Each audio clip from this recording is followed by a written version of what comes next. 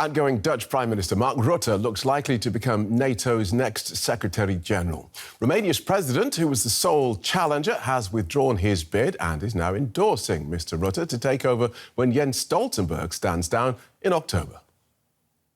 As Jens Stoltenberg hands over to Mark Rutte, it's the outgoing Dutch Prime Minister's personal motto of "go with the flow" come to life. It's hard to imagine a successor more similar in nature to the stoic Norwegian who led the alliance for a decade. They're pragmatic, they're likable, they're very capable of forging coalitions and bringing difficult positions together. Rutte is famously low-key. He lives alone in a modest apartment in The Hague, teaches weekly at a local school, and gets around the city by bike. A few years ago, a video of him cleaning up his own spilled coffee went viral. This image of calm competence, plus familiarity after more than a dozen years as Dutch Prime Minister, won him early backing by most allies, dashing the hopes of Estonian Prime Minister Kaja Kallas that it was finally time for a female Secretary General from an eastern flank country. Romanian President Klaus Iohannis, meanwhile, did throw his hat in the ring, holding up consensus until today. That also allowed regular EU consensus spoiler Viktor Orban to exploit a personal grudge against Rutte, with whom he had clashed bitterly over the years on rule of law issues. The Dutch man is the real responsible man for whole mess we have. The goal is to bring Hungary to its knees. This time, Rutte had to compromise by signing a letter confirming he would maintain a pledge made by Stoltenberg to allow Hungary to opt out of supporting Ukraine at NATO. That deal is a controversial start to Rutte's term. In a way, you erode the unanimity, the consensus rule at NATO. So I hope Rutte will not make more of these kind of concessions to national leaders. Depending on the outcome of U.S. elections in November, Rutte may have bigger problems. Allies backing his candidacy seriously evaluated his ability to assume Stoltenberg's mantle of Trump whisperer. But Rutte has a track record. He has publicly rebuked Trump's acceptance of U.S.-EU trade tensions. If we don't, it'll be positive also, because no, we'll just think about those cars that pour in here and we'll do something, right? We have to work. But it'll be positive. But in a lesser-known incident at the 2018 NATO summit, Trump's rant against Europe's low defense spending was so virulent, Stoltenberg asked almost everyone but national leaders to leave the room. Timo Koster was there and says Rutte stepped in. And told Donald Trump that, hey, he could actually take credit for the recent increases in spending, which was not entirely correct, but it sort of calmed down President Trump, and he found a way to spin the situation as something that he had achieved. But the turnaround in defense spending didn't start under Donald Trump. It started under Obama. True, but I think the most important task of any Secretary General is to make sure that there's unity within the alliance. That's going to take all Rutte's considerable maneuvering skills, with now 32 allies, political shifts underway, and a war next door that's bound to run on long into his tenure, expected to begin October 1st.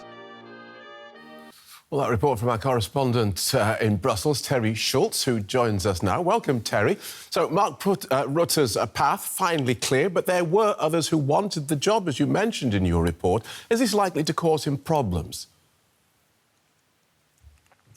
You know, what was really the issue here is that Eastern European countries, Eastern allies, were saying it was time for them to have the top role. It's been now, this will be the fourth Dutch Secretary General of NATO. You've had the Nordics, you had Anders Fogh Rasmussen from Denmark, and now Jens Stoltenberg from Norway for 10 years. So they're saying, quite fairly, I think, that it's their turn. And that's why Kaja Kallas, who would have also liked to be the first woman, and Klaus Iohannis threw their hats in the ring. But, you know, I think that you can't go against consensus at NATO, and it soon became obvious that no one else was going to get the support.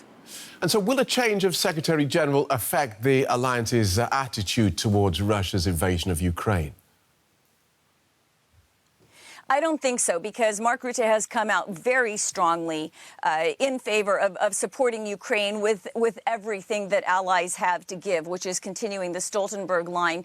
The Netherlands was one of the biggest supporters. It's in the top 10 by GDP in terms of what they contribute to Ukraine right now. The Netherlands is giving F-16s, part of this coalition that's saying it's going to get F-16s to Ukraine as soon as possible. And unlike Belgium, which is also giving F-16s, the Dutch are not putting any restrictions on where they might be used. So already Mark Rutte has put himself out quite far forward on aid to Ukraine. And, you know, it would be hard to roll that back once he becomes Secretary General, even though, of course, he'll be speaking for 32 countries at that point and not just his own.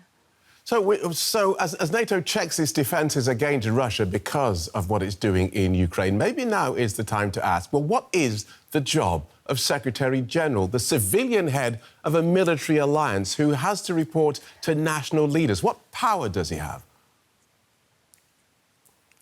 Well, that's true. You might ask that. But when you think about having to get 32 countries on the same page, I don't know if it's a job everybody would want to try to accomplish. Sure, there is also the military headquarters down in Mons, Belgium, and that's where the military planning is done. And, of course, you have the Supreme Allied Commander Europe, Christopher Cavoli, who runs the military side of things. But Jens Stoltenberg and, of course, now Mark Rutte, they need to really build the consensus. They need to sit in the room with the leaders and come up with these deals that get everyone on the same page. Again, you can't have one single country opposing policy at NATO, just like in some cases at the European Union. And so it is really a grueling job at times to get this ever-increasing number of countries to come to an agreement. And now that's why this was mentioned by Timo Koster in my report. Now that Hungary has been allowed to opt out of supporting Ukraine, there already feels like there's going to be a crack in the unity of NATO. And that's something that I think people will be watching very closely to see if this sort of,